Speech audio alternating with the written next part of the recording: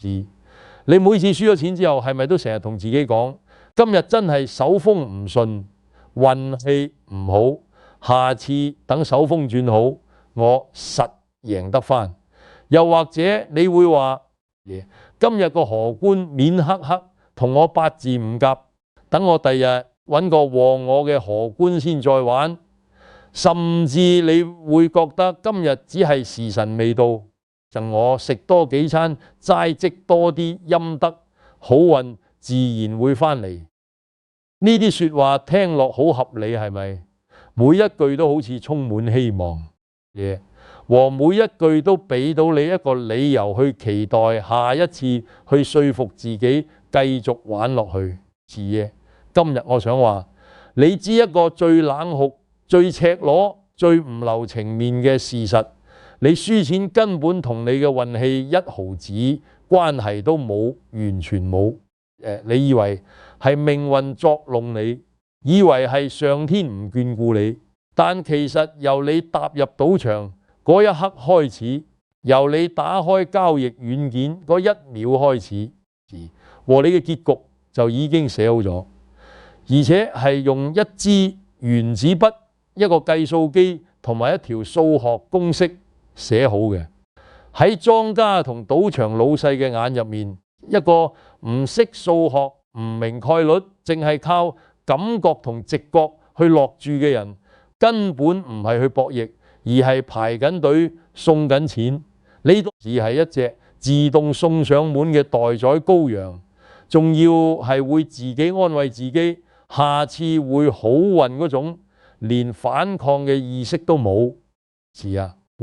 連逃跑嘅念頭都唔會產生。賭場從來唔怕你手風順，佢哋只怕你識數學，因為只要你一日唔明乜嘢叫莊家優勢，乜嘢叫大數定律，乜嘢叫賭徒輸光定理，無論你今日贏幾多，無論你一時之間幾咁威風，和無論你連續贏幾多日幾多個禮拜，你最後都注定會輸到清袋，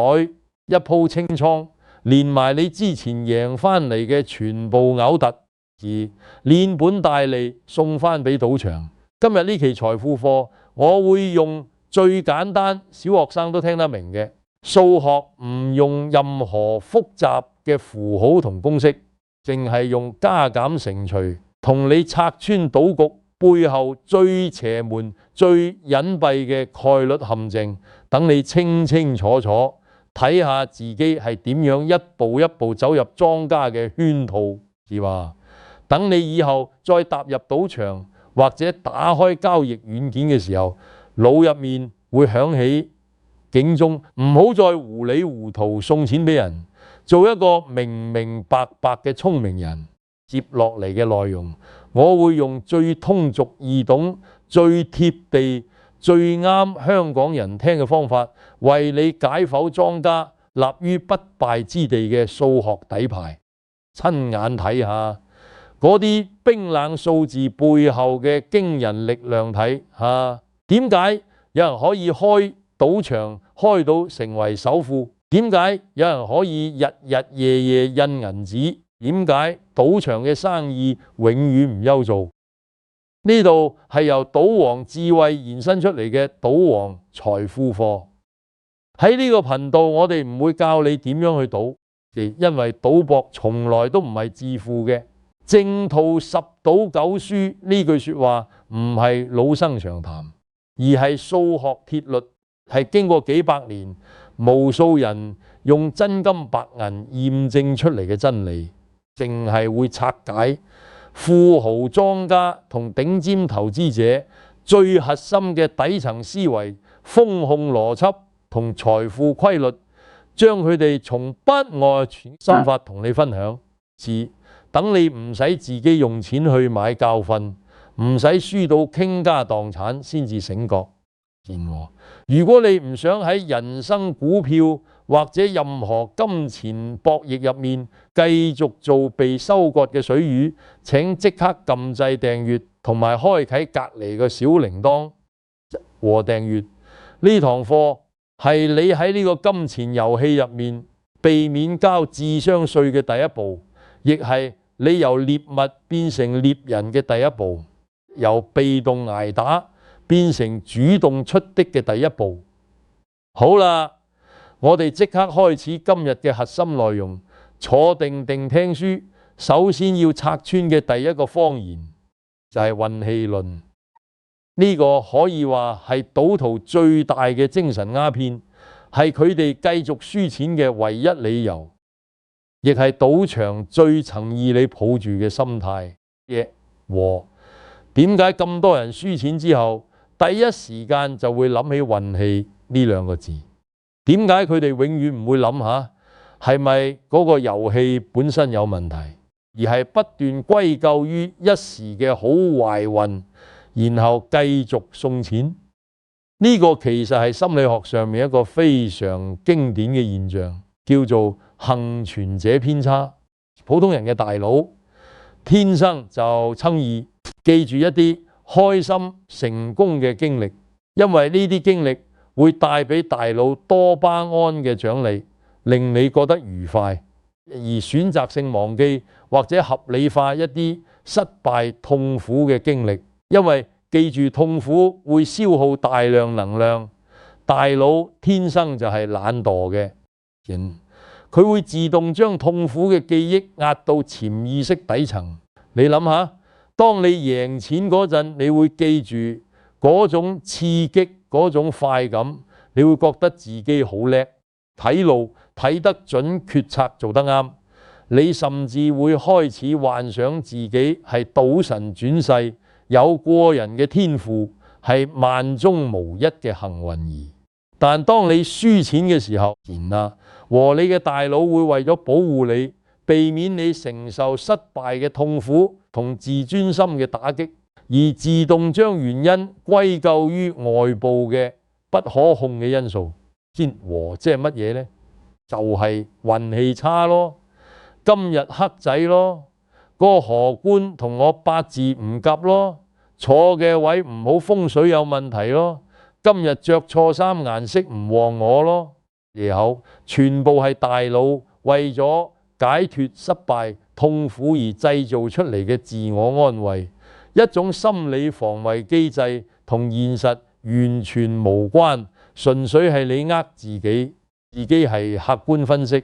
其實你只係喺度自我欺騙，而且你呃自己，呃到連自己都信埋，信到十足。你記住嘅，永遠係贏錢嘅風光，卻忽略咗輸錢嘅常態。於是你就會錯誤估計自己嘅實力、自己嘅技術同直覺可以戰勝一切，以為自己只係差少少運氣。但莊家嘅視覺係點樣嘅呢？賭場老細開門做生意，佢哋從來唔需要依靠好運，佢哋甚至唔需要理會邊個贏邊個輸，佢哋唯一相信嘅就係冷酷無情、精準無比嘅數學規則。就係呢啲規則經過幾百年嘅驗證，穩如泰山。當你用感性嘅運氣去抗衡理性嘅數學算法嗰陣，你從一開始就已經輸咗，只係你自己仲未意識到，仲以為自己只係差少少運氣，差少少就翻本。呢個就好似你同一個計數機鬥計數，自己心算好叻，但其實你由頭到尾都冇贏嘅機會，因為計數機唔會累，唔會情緒化，唔會因為贏咗幾鋪就鬆懈。心理學和唔會因為輸咗幾鋪就慌張。運氣呢兩個字係賭場最容易聽到嘅字，因為呢個字代表住你會繼續翻嚟送錢，代表住你永遠唔會醒覺，代表住你係一個完美嘅顧客。好，等我哋正式進入今日嘅核心，拆解莊家立於不敗之地嘅三大數學概率陷阱。呢三個陷阱，每一個都係經過幾百年來嘅數學家同賭場設計之師精心計算、反覆測試出嚟嘅。佢哋共同構成咗賭場嘅利潤來源嗱，亦都係你輸錢嘅真正原因，係你永遠贏唔到嘅根本理由。第一個陷阱叫做莊家優勢，呢個可以話係賭場最基礎、最核心、最古老嘅賺錢機器，亦係所有賭局設計嘅根本原則，係賭場賴以生存嘅命脈嘢。係莊家優勢呢，簡單嚟講就係喺每一種賭局嘅規則入面，和莊家都為自己保留咗一個微小嘅幾乎察覺唔到嘅數學優勢，一個永久性嘅領先，一個無論你點樣玩法都無法消除嘅差距。和呢個優勢可能只係1%、2%，甚至只係0.5，細到你喺任何一鋪入面都感受唔到。但呢個微小嘅差距就係賭場日進斗金嘅印鈔機，就係佢哋可以起摩天大廈、買私人飛機、過住奢華生活嘅原因。我舉個最經典嘅例子，輪盤。一個標準嘅歐洲輪盤有37個號碼，由0到36係綠色。如果你壓住紅色或黑色表面上嚟睇，和你嘅勝率好似係一半一半，即係50%，非常公平。你同賭場幾乎均等，但事實上因為有嗰個綠色嘅0號存在，真實勝率其實係18除以37，即係大約48.6%。而莊家嘅勝率就係19除以37，大約51.4%。呢個2.7%嘅差距就係莊家優勢。每一次你將籌碼放喺紅色上面，和你嘅期望值就唔係打和，而係輸掉2.7%。你玩得越多，呢個差距就會累積得越大，好似滾雪球咁。唯有山頂滾落山腳，越滾越大，最後將你嘅本金全部壓碎。再講另一個例子，百家樂，呢個係香港同澳門最受歡迎嘅遊戲。幾乎每一張賭台都坐滿人，百家樂入面，莊家贏咗要抽水5%，即係你壓莊贏咗100蚊，賭場會抽起5蚊，實際只贏到95蚊。呢個5%嘅抽水就係莊家嘅優勢。你以為自己同賭場係公平對決，錯啦！由你坐低嗰一刻開始，賭場就已經喺每一局入面穩賺呢個百分比嘅利潤，完全唔使出千，唔使做手腳，唔使買通荷官，純粹靠規則就可以贏你，光明正大，合法合情。仲有老虎機，佢嘅莊家優勢可以去到5%，甚至10幾，見你搏。所以玩老虎機嘅人輸得最快，呢個就係數學嘅威力。佢比任何千術都更加可怕，因為佢係光明正大咁贏你，而你仲要心甘情願咁送錢，送完仲要覺得只係自己唔好運，而唔係個遊戲本身有問題。第二個陷阱叫做大數定律，呢個係數學上一個非常著名嘅定理，由瑞士數學家雅各布伯努利喺17世紀提出概率論嘅基石之一。佢嘅核心意思係，當一個隨機事件重複嘅次數越多，實際發生嘅結果就會越接近，理論上嘅概率偏差會越嚟越細，直到幾乎消失。換句話講，你玩1、2局，運氣可能會主導一切，你可能會連續贏10鋪正羅，令你覺得自己係天才，好有運，甚至開始覺得自己揾到咗必勝嘅規律，覺得自己可以戰勝賭場。但當你玩嘅局數累計到100局、1000局，甚至1萬局嘅時候，個人嘅運氣因素就會被完全溝淡淺迷，和好似將一滴墨水滴入大海咁，轉眼之間消失得無影無蹤。最後嘅結果一定會無情地回歸到最精準嘅數學概率上面嘅勝率會無限接近嗰個48.6%，而賭場嘅勝率會無限接近51.4%。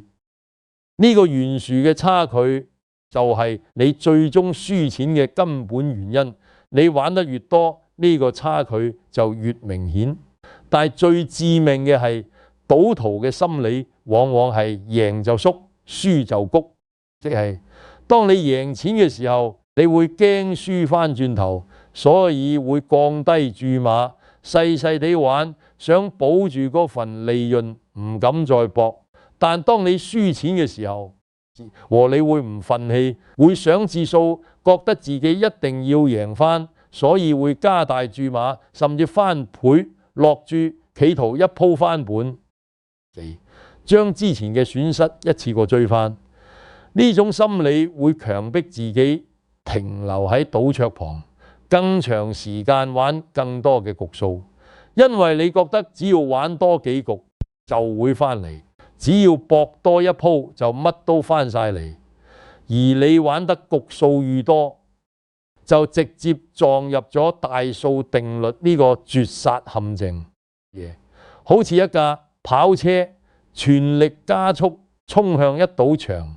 時間成為咗賭場最好嘅朋友，因為佢俾足夠嘅時間俾大數定律慢慢發揮作用，將你嘅本金一點一點咁蠶食，好似螞蟻咬大樹咁，直到大樹倒塌。賭場最希望你由朝玩到晚，由夜晚玩到天光和，因為每多一個鐘，佢哋嘅數學優勢就多一分，你嘅錢就少一分。你越輸越要玩，越玩就越輸，形成一個永遠走唔出嘅惡性循環，直到你嘅時間、精力、金錢全部耗盡為止，最後孑然一身咁離開。第三個陷阱叫做賭徒輸光定理。呢個定理可以話係最絕望、最令人窒息嘅數學現實，亦都係所有賭徒嘅最終歸宿、最殘酷嘅終點站。佢嘅原理好簡單，我哋假設有一場絕對公平嘅博弈，即係勝率係50-50，完全冇莊家優勢，嘢拋硬幣咁公平，冇任何規則，偏幫任何一方，你同對手嘅機會完全相等。但呢場博弈嘅雙方，一方係你嘅資金係有限嘅。假設你有10萬蚊，呢10萬蚊可能係你儲咗好多年嘅血汗錢，另一方係賭場嘅資金可以視為近乎無限。假設有幾百億甚至上千億，多到你無法想象。咁請問，如果呢場博弈無限期咁進行落去，同賭場不斷對賭，最終邊個會輸清光？答案係你一定會輸清光，而呢個概率係100%，冇任何例外。點解呢？因為你嘅資金係有限嘅，你嘅命運取決於一連串嘅連續結果。只要喺某一刻你遇到一個連續輸錢嘅時期，即使呢個時期只係一個正常嘅概率波動，例如連續輸10鋪，呢個喺概率上係完全正常嘅事，你嘅資金都可能會斷裂，和你嘅本金就會歸零，你就要離場，你嘅遊戲就結束。而賭場擁有無限嘅資金，佢可以承受任何波動，可以永遠玩落去，因為佢永遠有錢繼續落注，佢唔會因為輸幾十鋪就破產。呢個就係資金規模帶嚟嘅數學降維。打擊與運氣完全無關，你嘅技術、你嘅眼光、你嘅直覺完全無關。即使係一場完全公平嘅遊戲，只要你嘅對手資金遠遠多過你贏一和。只要你玩得夠耐，你輸光嘅概率就係100%。呢個係數學上已經證明咗嘅定理。呢個就係殘酷嘅現實。自己係同賭場對賭，其實你係同一個擁有無限資金嘅怪物對抗，你點會贏呢？你嘅10萬蚊對賭場嚟講，連一粒塵都不如，連佢哋嘅零頭都唔夠。呢個定理徹底粉碎咗運氣好就可以贏嘅幻想，因為即使運氣好，你都只係暫時贏，只係延遲你輸錢嘅時間。長期嚟講，你嘅資金規模注定你會係輸家。你嘅有限資金對抗無限資金者和結局，只有一個，就係你輸清光。既然呢3個數學陷阱咁可怕，咁係咪代表我哋喺金錢遊戲入面就注定做輸家呢？當然唔係。真正嘅高手，佢哋嘅思維方式完全唔同。佢哋唔會用感性去對抗數學，佢哋會用數學去駕馭數學，將數學變成自己嘅武器。佢哋會學習賭王何鴻燊嘅不賭秘密。賭王何鴻燊一生人唔賭錢，佢點解唔賭？因為佢知道由當規則嘅制定者，即係莊家，先可以真正立於不敗之地，先可以掌握財富嘅鑰匙。佢明白嘢，用數學公式同商業系統去賺錢，先至真正不敗嘅財富密碼，而唔係靠一時嘅好運。佢唔會去賭，因為佢知道任何賭博嘅期望值都係負數，玩得越多，輸得越多。呢個係鐵律。咩叫做期望值思維呢？期望值就係將所有可能嘅結果乘以其發生嘅概率，再加總起嚟，得出一個平均數。普通人買股票做生意，直覺聽消息跟風，呢啲全部都係負期望值嘅行為。佢哋根本冇計過條數，純粹係靠感覺。但頂級投資者就唔同。錢同和，佢哋只會投資喺勝率顯著、有長期數學優勢嘅項目上面，確保每一次決策嘅期望值都係正數。而佢哋會花大量時間去研究數據、分析趨勢、計算風險回報比，確保自己嘅每一步決策喺數學上嘅期望值都係正數，而即係長遠嚟講一定會賺錢。佢哋會問自己呢個交易嘅勝率有幾高，贏嘅時候平均贏幾多，輸嘅時候平均輸幾多。將所有數據代入期望值公式計算，只有結果係正數嘅時候，佢哋先會出手。否則就算機會好似好吸引，佢哋都絕對唔會參與。呢個就係像莊家一樣思考嘅意思，唔靠運氣，只靠計算，將命運掌握喺自己手中。除此之外，贏和佢哋仲有一個非常重要嘅特質，就係止蝕與紀律。佢哋懂得承認失敗。當佢哋發現市場嘅走勢同自己嘅判斷相反，當大數法則對自己不利嘅時候，佢哋會毫不猶豫咁割肉止蝕離場，保住剩低嘅本金，絕對唔會因為唔忿氣而繼續加注。錢諗喎，絕對唔會因為想聚數而越踩越深，因為佢哋知道即只有本金喺度，先有東山再起嘅機會。本金冇咗就乜都冇，再勁嘅分析都冇用，再準嘅眼光都發揮唔到。呢個就係最高級嘅風控智慧，亦係佢哋可以長期生存、長期賺錢嘅秘密。呢個唔識數學嘅詛咒，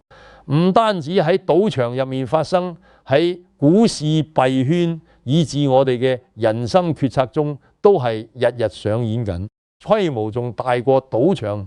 好多倍，影響嘅人更加多。有幾多人買咗垃圾股被套牢，心裏面永遠喺度諗浸你嘅，等佢升返去，我嘅買入價我就放我等，結果一等就等幾年，等到股票腰斬，甚至等到退市，財富化為烏有。錢本來可以用嚟供樓，用嚟養家，用嚟做其他更有價值嘅投資，結果全部變晒牆紙。仲唔回本就唔肯認輸嘅巨嬰心理，就係阻礙普通人致富嘅最大絆腳石，比貧窮本身更加可怕。因為貧窮可以透過努力改變，但呢種心理會令你永遠困喺同一個坑入面。佢哋唔明白，市場唔會因為你嘅成本價而改變方向，佢只會跟隨佢自己嘅規律。你嘅成本價對市場嚟講一文不值時，冇人會理會你幾錢買入賭王。何鴻燊一生見過無數賭徒，由身家億萬到瞓街乞食嘅，佢都見過。由意氣風發到頹廢潦倒嘅故事，佢聽過無數。佢最清楚一個懂得喺適當嘅時候割肉止蝕保住本金嘅人，先至係呢個世界真正嘅贏家。佢哋贏嘅唔係一次半次嘅僥倖，而係長遠嘅生存同累積，係一種可持續嘅財富增長模式，可以一代傳一代。呢個道理放喺股票，放喺創業，放喺感情，放喺你嘅人生規劃，全部通用。因為人生就係一場最大嘅博弈，你嘅籌碼就係你嘅時間、青春同機會，輸咗就冇得返轉頭。收睇今日嘅賭王財富課。如果你今日學到嘢，明白到數學嘅威力，明白到自己以前係點樣送錢俾人，記得留言話我知，你曾經因為唔識數學，因為迷信運氣而輸過幾多錢，等其他人可以引以為戒，唔好再行你行過嘅冤枉路。下期再見，到時會繼續拆解更多關於財富、關於人性、關於博弈嘅底層密碼，教你點樣喺呢個殘酷嘅金錢世界入面企穩陣腳，做一個真正嘅贏家，一個唔再被數學陷阱玩弄嘅聰明人。